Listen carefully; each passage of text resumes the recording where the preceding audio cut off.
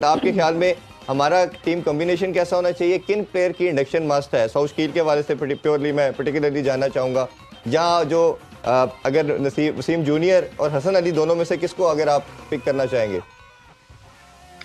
देखिए, एक तो नेदरलैंड्स के जो बॉलिंग पावर प्ले है ना, वो इस वक्त दुनिया में ऑलमोस्ट सबसे अच्छा है।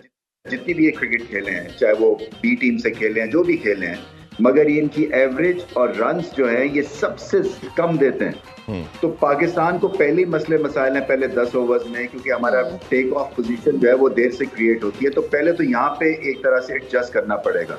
फिर इनका बॉडी ऑफ वर्क इंप्रूव होता जा रहा है। जाइंट किलिंग भी करते हैं हमारे लिए। राह हमवार की आपको याद होगा, T20 world cup south Africa को हरा के। तो ये आसान नहीं है इनका। फिर इनका जो कप्तान है उनकी एवरेज 60 के करीब है, जो एडवर्ड्स हैं, कीपिंग भी करते हैं वो।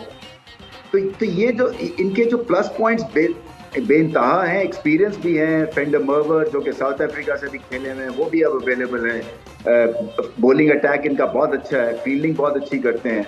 तो ये, हालांकि पाकिस्तान कभी हारा नहीं है। पहले तो ये देखना है कि पाकिस्तान की इस स्टेट ऑफ माइंड जो बनी हुई है, एक तरह से हारी जा रहे हैं, उस पे नीदरलैंड जो है वो अपने जो जब ये हडल करेंगे तो जरूर बात करेंगे कि इस वक्त वीक मोमेंट है पाकिस्तान का, तो हम इनको हरा सकते हैं। तो एक तो ये पाकिस्तान के लिए ये प्रॉब्लम इशू है। पाकिस्तान को ऑन द अदर हैंड देखें, स्पिन डिपार्टमेंट हमारा बिल्कुल फारिग है और स्टेटिस्टिकली हमें मार पड़ रही है। सारी हाईलाइट चीजें हो रही है कि ये वो मतलब है सब टीमों में से सबसे कमजोर हमारी स्पिन है। और यहाँ पे अगर आपकी स्पिन नहीं चलती है तो इसका मतलब है, चाहे वो नेदरलैंड्स हो या इंडिया हो, फिर आप मैच नहीं जीत सकते हैं। तो एक तो ये करें, फिर ओपनर्स के ऊपर इनको तवज्जो देनी है, किसको खिलाना है। क्योंकि वो जो फखर जमान है वो अपने पाँव पे बार बार कुल्हाड़ी मारते हैं, सेट होके फिर आउट हो जाते हैं। तो वो भी कॉन्फिडेंस कोई दे नहीं रहे हैं कप्तान को। फिर आपने बॉलिंग की बात की है।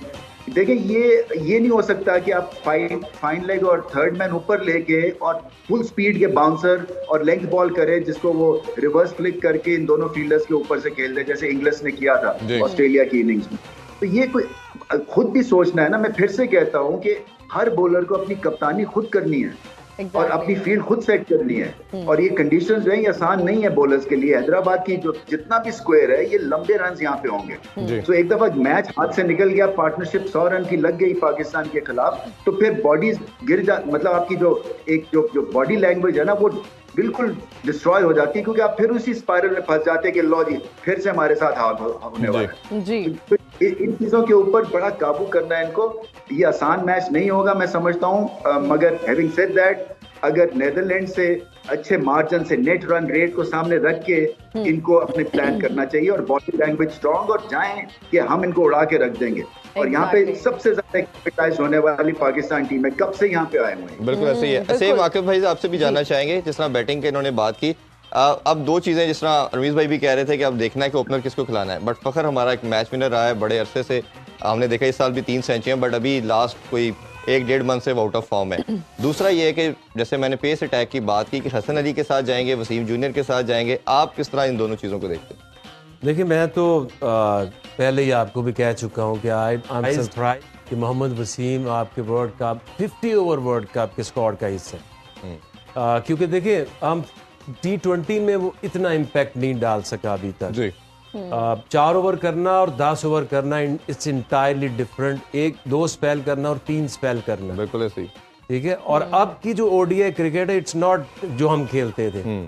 अब आपके 5 फील्डर्स अंदर ही रहने हैं, ऐसे ही है, ठीक है। तो उसको आपने समझना है। वो सारी कैलकुलेशन खराब हो गई है कि मेरी जो स्ट्रेंथ थी वो आपके अगेंस्ट से ली जाती है। exactly.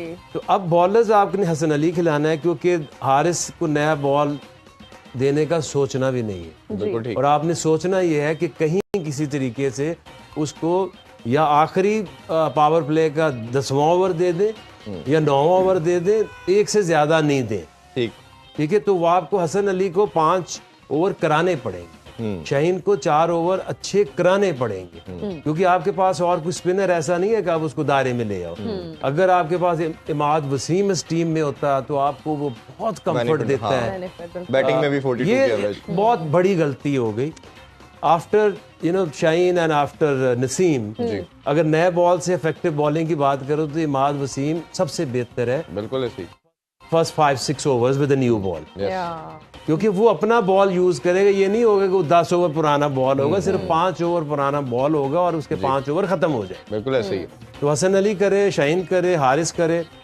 और अब ये जो एक फैसला है, ये जब इनकी मीटिंग भी हुई थी जिसमें काफी हफीज भी नाराज हो गया, वो भी नाराज हो गया। तो वो यही कह रहे थे कि आप इस वर्ल्ड कप में जा रहे हैं, आपका जो वाइस कैप्टन है इज नॉट कॉन्फिडेंट, आप उसको क्यों वाइस कैप्टन बना रहे हैं। तो बाबर ने कहा था कि मैं आपसे वादा करता हूं कि अगर ये परफॉर्म नहीं करेगा या उस फॉर्म में नहीं होगा तो मैं उसे ड्रॉप करूंगा।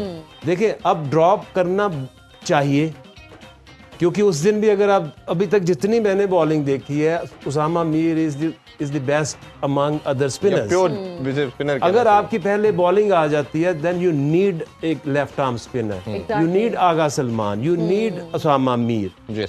तो आप अभी करें ना, आसान मैच है ना, आसान मैच में आप उसको खिलाएं, अपनी ऑप्शंस को टेस्ट करें, मत डरें अपनी पोजीशन से या कॉम्बिनेशन से। तो कल का ये टेस्ट है कि क्या हम हिम्मत कर सकते हैं हमारा कप्तान कि उसामा को खिलाए और उसको कहे कि ये आसान मैच है ना, उसामा यहाँ से शुरू कर। हम दोनों होंगे वर्ल्ड कप ट्रांसमिशन क्रिकेट मस्तियाँ में, सिर्फ सुनो न्यूज़ पर, और चैनल को अभी सब्सक्राइब कीजिए।